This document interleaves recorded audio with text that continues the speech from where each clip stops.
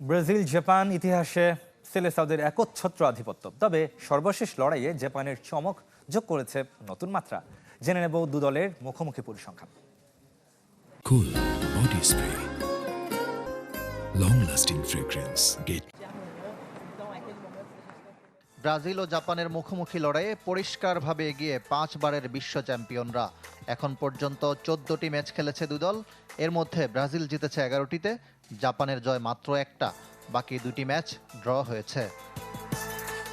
তবে পরিসংখ্যানের এই একপাক্ষিক চিত্রে নতুন মাত্রা যোগ করেছে সবশেষ ম্যাচ।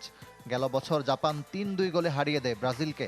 এটি সেলেসাওদের বিপক্ষে জাপানের ইতিহাসের প্রথম ও একমাত্র জয়। গোলের হিসেবে ব্রাজিলের দাপট।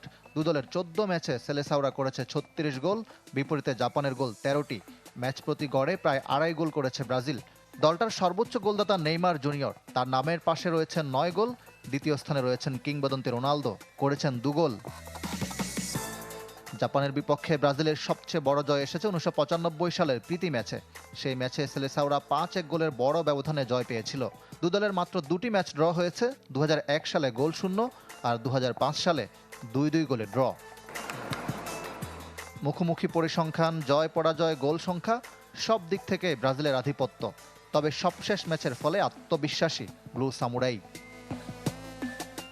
ইকরাম হোসাইন, চ্যানেল 24।